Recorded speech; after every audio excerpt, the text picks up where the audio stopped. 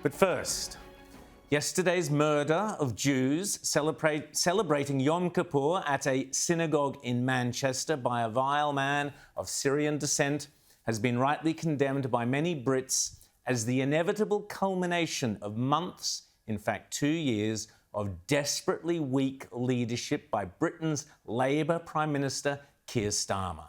Almost every weekend, large pro-Palestinian marches, frequently involving calls such as death to the IDF and all Zionists are terrorists, have fueled the hatred and incited this sort of violence. Writing in The Australian today, Jacqueline Magnay reports, quote, Sir Keir Starmer had not yet landed back in London before angry critics pointed the finger at his poor leadership for contributing to community tensions which have led to the dreadful terror attack at the Heaton Park Hebrew Congregation Synagogue in Crumpsall, near Manchester. Quote, the British Prime Minister has been heavily criticised for allowing unfettered pro-Palestinian protests in major cities across the country, which repeatedly and without any consequence call for the elimination of Israel and glorify terror.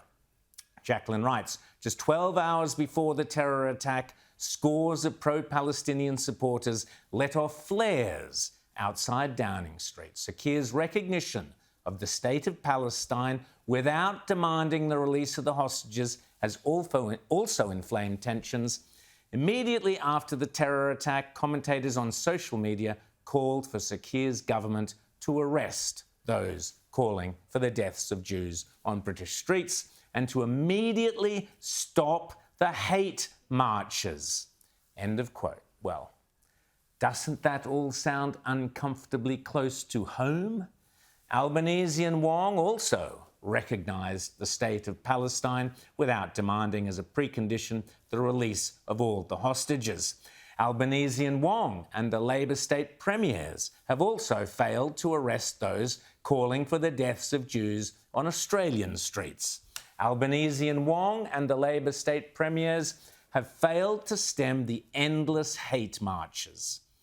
A quote from Britain, but it could easily be from someone in Woollahra or Caulfield. Quote, city centres are no-go on a Saturday because of the hate marches. The community, meaning the Jewish community, feels insecure. End of quote. No wonder. Only hours after the Manchester murders, another pro-Palestinian march took place outside Downing Street, and others even in Manchester itself, according to another quote from the Daily Mail. A woman attending a pro-Palestine protest on the day of the horrific knife attack outside a synagogue has said she doesn't give an F about the Jewish community right now. We saw the same pathetic appeasement of incitement and threatened violence following the October 7th attacks 2 years ago. Who can forget that lunatic in the western suburbs of Sydney yelling about how elated he was as idiots drove up and down the streets letting off flares? Then came the sick Opera House protest on October 9th, 2023. Remember all that insane where's the Jews, gas the Jews, hair-splitting, acoustic forensics nonsense? As if there is any difference whatsoever between the murderous intent behind either expression. And we saw it again at the Sydney Harbour Bridge, shamefully, which our own Prime Minister had the temerity and the sheer chutzpah to label peaceful, a march where proponents stood beneath the image of the Ayatollah and called for the death of Jewish soldiers. If that's not incitement, sorry, I don't know what is. Only last night, here in Sydney, they held a snap pro-Palestinian rally, supposedly in support of that idiot Greta Thunberg and her ridiculous flotilla, attended no less by members of Stand for Palestine, a group established by Hizb ut-Tahrir, which is listed as a proscribed terror organisation in the United Kingdom. The weak and acquiescent leadership of Labour in Britain is virtually identical to the pathetic Labour leadership here in Australia. Little wonder, seeing as how Albo was feted and praised only last week at a Labour conference in the UK. Writing in The Australian today, Henry Ergas, brilliant writer, is damning in his appraisal of Albanese and Wong's hopeless pandering to the anti-Israel, pro-Palestinian mob over the past 2 years. Quote, "The victims of October 7th had not even been buried when the Albanese government urged restraint. Within a month, with Hamas still largely intact, it began to clamour for a ceasefire," writes Henry Ogus, talking about Albanese and Wong. Nor did the Australian government, get any better after that. Rather, on the very morning before exploding pages shattered Hezbollah's ranks, opening the road to the toppling of Bashar al-Assad, the Australian government demanded that Israel take no action that could extend the conflict to Lebanon. And literally, says Henry Ogus, as the US's B-2 bombers were preparing to take off, the Australian government expressed alarm over the developing conflict with Iran and called on all parties to refrain from actions that would further exacerbate tensions. A call the Australian government shamefacedly tried to retract once the American operation was announced. It's not just on the political stage that Australian leadership has been so woeful and so egregious. So too on the institutional front. Pro-Palestinian activism and support is encouraged at every level, from the public service to the ABC, to our schools and to our universities.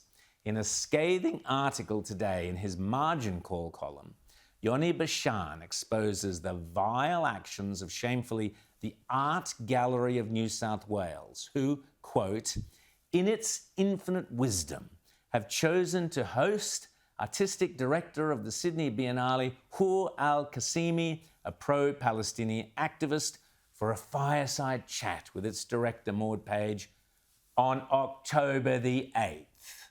Yes, October the 8th, the day after the second anniversary of the October 7th massacres in Israel. A coincidence? Asks Yoni. Please, he says. The gallery doesn't care, he writes on. Why would it care? It already knows that it's been colonised by staff who think nothing of posting F Israel, Free Palestine, and from the river to the sea, Palestine will be free on their social media accounts. Accusations of Israel deliberately targeting babies and children, oh, those are being flung about too, writes Yoni.